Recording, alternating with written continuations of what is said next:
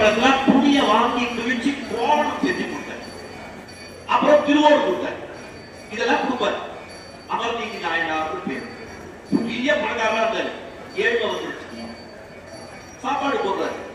ஒருத்தர் சாப்பிட வர யார் வராருன்னா சிவபெருமானே வர. கோவணம் கட்டியிருக்கு.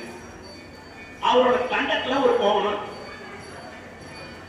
மழை பெஞ்சிட்டு இருக்குது. இதே மாதிரி இன்னொரு கோவணத்தை கொடுத்து நான் குளிக்க போறேன், இத பத்திரமா வச்சுக்கியா? வச்சுக்க சாமி அப்படின்னு வாங்கிக்க. இது மற்ற கோவணம் மாதிரி கிடையாது. இது கிடைக்கற்கரியது. ஆமா, சிவபெருமான கிடைக்கற்கரியது தானே. அது கிடைக்கற்கரியது. வச்சுக்கேன்னு கொடுத்துட்டு இவர் போகும்போது சொல்றாரு, அதை மறைத்து அருளினார் அப்படின்றார். புரியவரம் அதை மறைத்து அருளினார். மறைச்சுட்டாரா? அவரே வச்சாரு, அவரே மறைச்சிட்டாரு. அப்ப நமக்கு கஷ்டத்தெல்லாம் தரது யாரு? அவர் தான். இல்ல, அவர் இல்ல. நம்ம வினையினுடைய பயனை கொண்டு வந்து தருகிறார். அவர் கஷ்டத்தை தரல, நம் வினையின் பயனை கொண்டு வந்து தருகிறார். அது கஷ்டம்தான். ஆனாலும் அது நாம செஞ்சதுதானே. நாம செஞ்சதை நாம தானே அனுபவிக்கணும் இல்லையா? கவலை சோட்ட உள்ள அப்படியே உள்ள தள்ளிட்டேன், அது தொண்டையில மாட்டிக்கிட்டு நிக்குது. அப்படி என்ன அவசரம்? யார் உன் சோட்ட குடிச்சிக்க போறா? பொறுமையாத்தான் சாப்பிடுறதுன்னு வீட்டுல நம்ம திட்ட மாட்டோம் குழந்தைய. அது போல நம்ம வினை வந்து தொண்டையை அடைக்கு. இத கொஞ்சம் கொஞ்சமா வினையை அனுபவிக்கலாம்னா மனசு கேட்க மாட்டேங்க. ஒரேடியா அனுபவிச்சு முடிச்சிருவோம். அப்படி முடியாத. வினை தொடர்ந்து வரும். எப்படி வரும்? காமசாரம் சாப்பிடுறோம்ல, அதன் வழியாக வினை வரும். ஒண்ணு பார்த்தா பிடிக்குது இல்ல, அது வழியா வினை வரும். இந்த ட்ரெஸ் நல்லா இருக்கு, எனக்கு வேணும் போல இருக்குது, வினை வந்துடும்.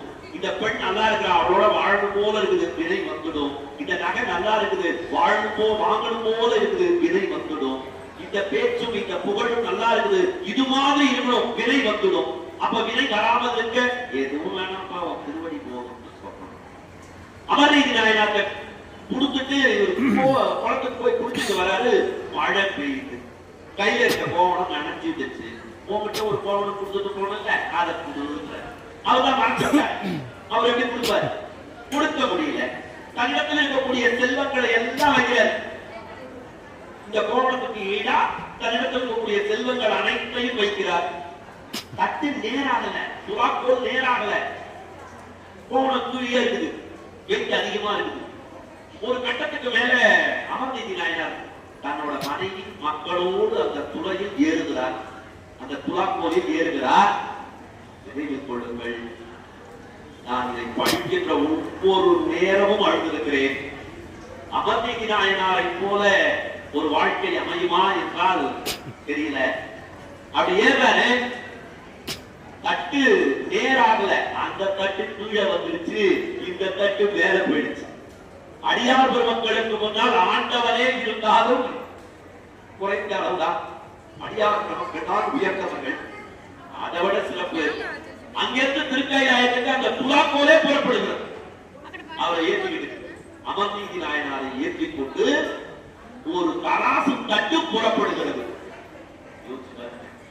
உள்ளவரப்போடு அப்படியே அடைந்தவர்கள் அமர்நீதி நாயனார் ஒருத்தர், சுந்தரர் ஒருத்தர், 2 பேர் தான். மற்ற எல்லாரும் சூக்ஷ்ம சரீரத்தோடுதான் திருக்கைலாயத்தை அடைய முடியும். தூளவடப்போடு ஏறியவர்கள் எவ்வளவு சிறப்பு பாருங்க. அவருக்கு முன்னால அவர் தோன்றிய தலம், அவர் முக்தி அடைந்த தலம். அப்போ எவ்வளவு சிறப்பு.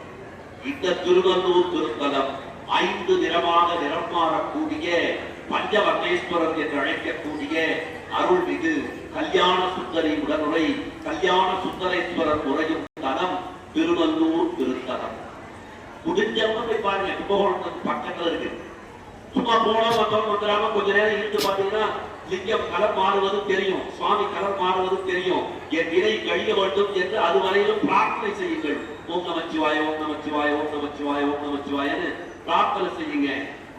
இதெல்லாம் பேசிட்டு இவ்வளவு சிறப்பு பொருந்திய தலம் ஏற்காடு 15